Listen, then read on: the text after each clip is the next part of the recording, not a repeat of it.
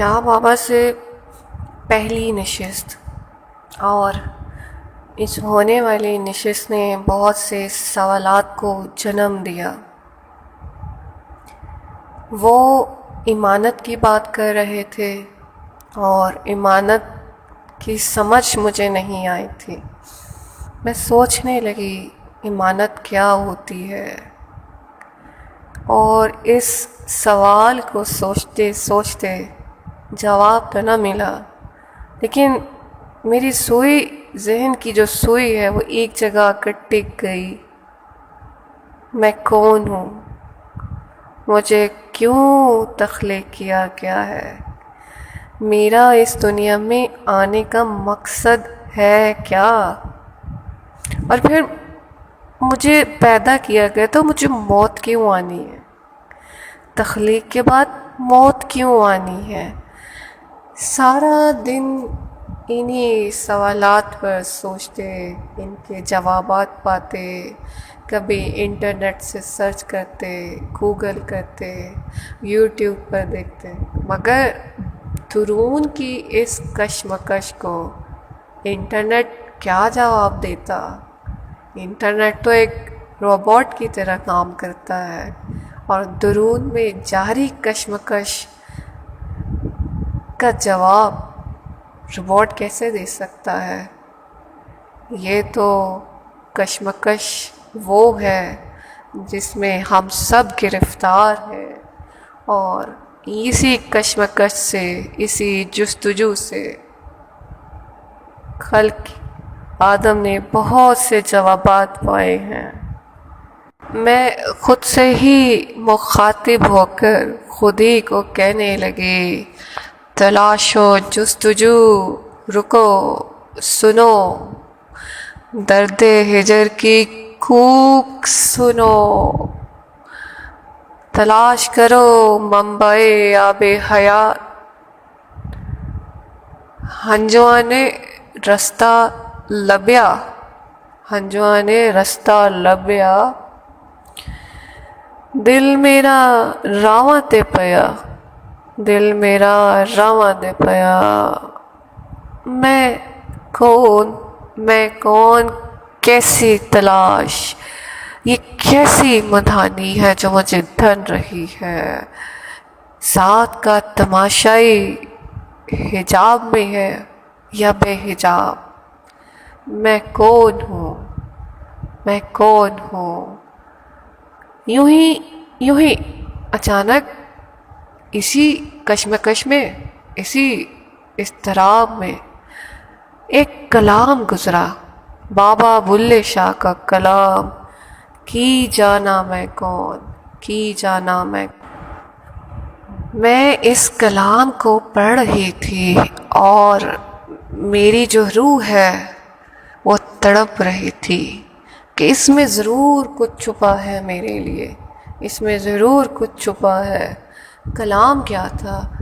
بلا کی جانا میں کون، بلا کی جانا میں کون، نہ میں مومن وچ مسیتاں، نہ میں وچ کفر دیاں ریتاں، نہ میں پاکاں وچ پلیتا، نہ میں موسیٰ نہ فرعون، بلا کی جانا میں کون، نہ میں اندر بیت کتاباں، نہ وچ بھنگا نہ شراباں، نہ رہنا وچ خراباں، نہ وچ جاگن نہ سون، بلا کی جانا میں کون، نہ وچ شادی نہ غم ناکی، نہ میں وچ پلیتی پاکی، نہ میں آبی نہ میں خاکی، نہ میں آتش نہ میں پون، بلا کی جانا میں کون، نہ میں عربی نہ لاہوری، نہ میں ہندی نہ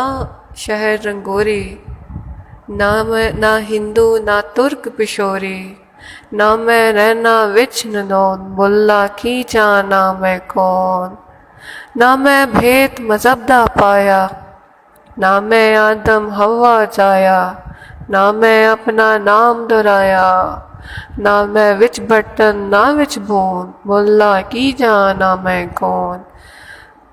اول آخر آپ نو جانا، نہ کوئی دوجا پچھانا، میں تو ہور نہ کوئی سیانا، بلا او کھڑا ہے کون، بلا کی جانا میں کون، بلا کی جانا میں کون۔ میں نے یہی سوال شاہ بابا کے آگے رکھ دیا کہ مجھے اس کلام کے استعارتی معنی سمجھا دے۔ یہ کلام میری روح سمجھنے کی کوشش کر رہی ہے، جیسے کچھ ہے اس میں میرے لیے، مگر میں اس کو سمجھنے سے قاصر ہوں۔ بابا کہنے لگے، انسان کے باطن میں ہر لمحہ برپا خود آگہی کے بارے میں کشمکش کا بیان ہے۔ ہر حساس روح اپنے خلق ہونے کی حقیقت کو جاننا چاہتی ہے۔ میرے اندر اس جواب سے ایک آتش فشاں لاوا دل میں بھڑکتا باہر نکلنے لگا، اور کشمکش کو میں نے بیان کیا۔ کیا سادات کرام ہی یہ حقیقت جان سکتے ہیں؟ مجھ جیسا عام انسان جو سید نہ ہو، اس کو حق نہیں ہے کہ وہ اس حقیقت کو جان لے۔ بلے شاہ تو سید تھے اور سارے ولی اللہ سادات تھے، تو ہم جیسوں کا کیا ہوگا؟ بابا نے کچھ دیر توقف کیا اور پھر کہنے لگے، ہمارے نبی پاک صلی اللہ علیہ وآلہ وسلم کا فرمان ہے، کسی گورے کو کسی کالے پر، کسی کالے کو کسی گورے پر کوئی فضیلت حاصل نہیں۔ کن سوچوں میں الجھ کر راہیں کھوٹی کرنی، سب انسان احساس کی خمیر سے گوندے، ایک ہی نفق سے جاری اس کی پھونک ہے۔ ایک وقت کے سید نے پہچان کی خاطر نچ کے یار منایا، تے کوئی سال سال کنویں میں الٹے لٹکتے رہے تاکہ اس کو پہچان سکیں۔ جس دل میں یہ سوال آ گیا وہ بھید پا گیا۔ بلے شاہ نے اپنی پہچان پر سوال اٹھایا۔ انسان کو اللہ نے احسنت تقویم پر پیدا کیا، مگر اس کے نفس نے اس کو اسفل السافلین تک جا پہنچایا۔ نفس کے مدارج ہیں معراج پانے والے محمد عربی مصطفیٰ صلی اللہ علیہ وآلہ وسلم، احسنت تقویم پر فائز اور گر جانے والے شداد و فرعون۔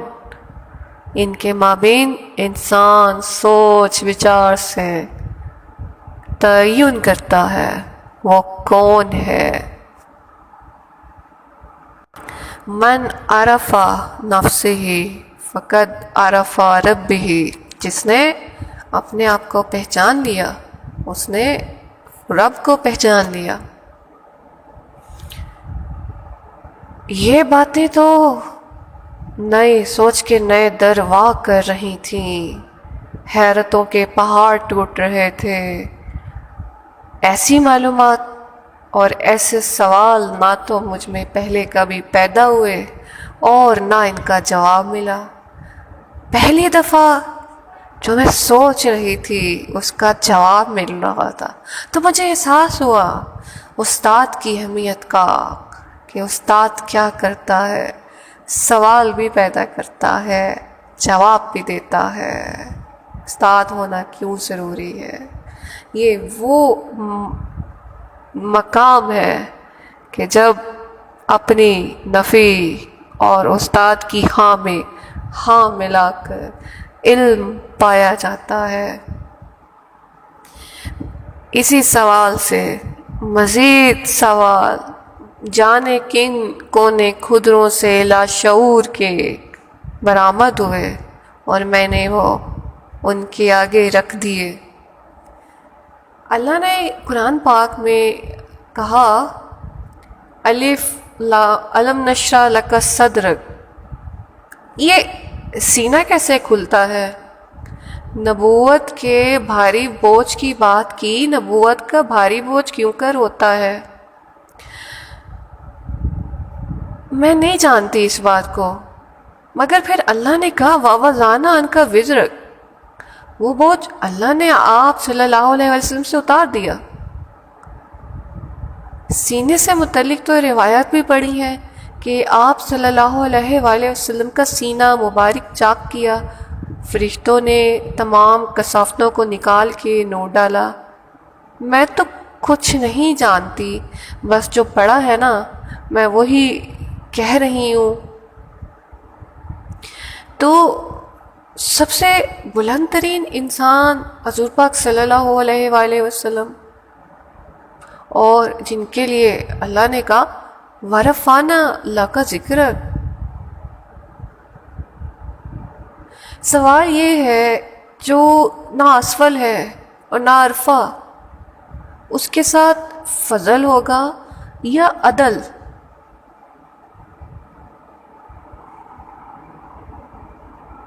یہ عرفان ذات ہے کیا؟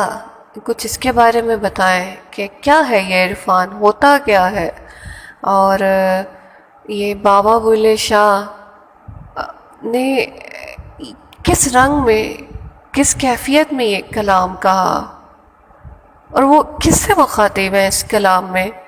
میں تو یہ سوچ سوچ کے جاننا چاہ رہی ہوں کہ وہ کس کو کہہ رہے ہیں، اور خود وہ سوال کریں کیا جواب ان کو کون دے رہا ہے۔ جیسے ان کا یہ کلام ہے رانجھا رانجھا کر دی نی میں آپے رانجھا ہوئی، سدو نی مینو دی دو رانجھا ہی نو آکھو کوئی، رانجھا میں رانجھے وچ ہور خیال نہ کوئی، میں نہیں ہوں آپ پہ اپنی آپ کرے دل جوئی، جو کوئی ساڑے اندر وسے ذات ساڑی سوئی، رانجھا رانجھا کر دی نی میں آپے رانجھا ہوئے۔ یہ جو کچھ آپ نے لکھا، آپ تو اس کا خود ہی سوال دے رہی ہیں اور خود ہی جواب دے رہی ہیں۔ اس میں سوال کیا ہے؟ سوال کرنے سے پہلے گھڑا خالی ہونا چاہیے، گلاس خالی ہوگا تو اس میں جواب بھی آئے گا۔ میں تو یہی سوچ رہا ہوں آپ کس رہنمائی کی طالب ہیں؟ سب کچھ تو آپ کے اندر ہے، تو رولا کس بات کا؟ یہ فکر دھیان جب وجدان تک پہنچتا ہے تو جواب لفظ کی صورت حرکت پذیر ہوتا ہے۔ سب سوال آپ کی دل کی زمین کے اندر سے اٹھتے ہیں تو جواب بھی آپ کو وہیں سے ملیں گے۔ سب سے پہلے تو معذرت کی طلبگار ہوں، نہ مجھے سوال کرنا آتا ہے اور سوال کے آداب کیا ہیں ان سے ناواقف ہوں۔ بس اندر ایک جستجو کھوج کسی آتش فشاں کی طرح مضطرب کر رہی ہے مجھے، تو اگر کچھ برا لگے تو اس کے لیے پیش کی معذرت طلب کرتی ہوں۔ آپ کا بہت بہت شکریہ، آپ نے مجھے وقت دیا، اور مزید ایک سوال آپ سے کرنا ہے اسی سے ریلیٹڈ۔ علم نبیوں کی میراث ہے، اور نبیوں کے بعد کیا اللہ کے بندوں کی؟ اس نظم میں کیا استعارہ ہے؟ میں جاننا چاہتی ہوں اس میں کیا ہے۔ میں عجمی ہوں نا، جس کو قرآن پاک کی سمجھ نہیں۔ میں یہی سنتے آئی ہوں، قرآن پاک کو پڑھا، اس کے ہر حرف کے بدلے ثواب مل گیا۔ حرف بھی اس طرح کے الف لام میم، میں الف لام میم، الف کا الگ ثواب، میم کا الگ، لام کا الگ۔ لیکن کیا ہم کو اس کو ثواب کی خاطر ہی پڑھنا ہے؟ مجھے کیوں لگتا ہے کہ قرآن پاک کی ہر صورت میں قسمیں کھائی گئی ہیں، اس میں کوئی نہ کوئی معنی موجود ہے۔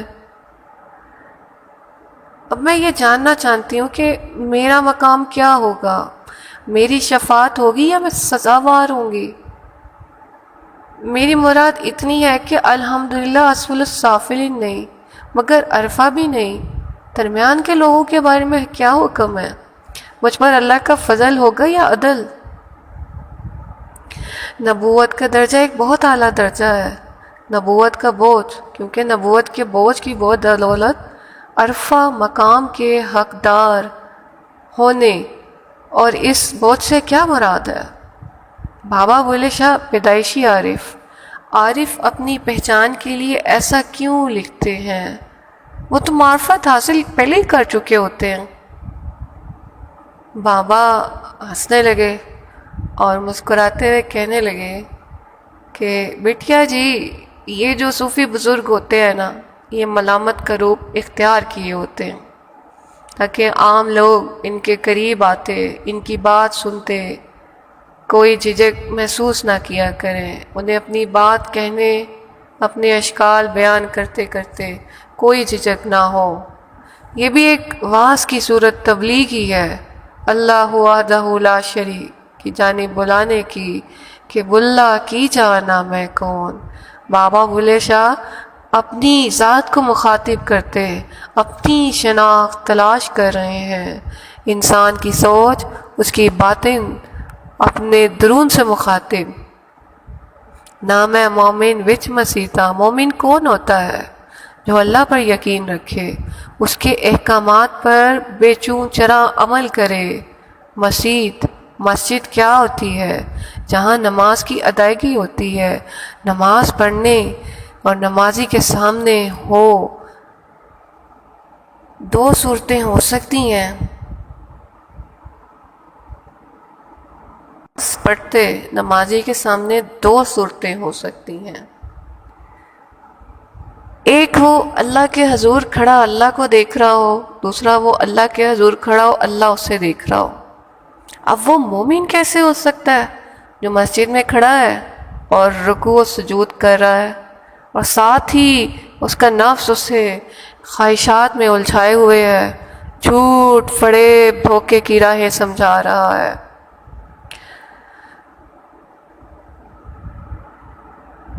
میں مومن نہیں جو کہ اللہ کی مانتا نہیں، اپنے نفس پر چلتا ہے۔ اگر میں مومن نہیں تو پھر میں کفر کی راہ پر ہوں۔ نہ میں وچ کفر دی ریتا، کافر جس کا مادہ کفر ہے، وہ حق کے جھٹلانے والا، اس نے لا الہ الا اللہ کی صدا سنی مگر تسلیم نہ کی اور اعراض کر گیا۔ لیکن میں تو کلمہ پڑھ چکا ہوں، اللہ کے آخری رسول محمد صلی اللہ علیہ وآلہ وسلم پہ آئے پیغام کی تصدیق کر چکا ہوں، میں کفر میں مبتلا بھی نہیں ہوں، تو کیا میں پاکیزگی کے بجائے ناپاکی میں مبتلا ہوں؟ نہ میں پاکاں وچ پلیتا،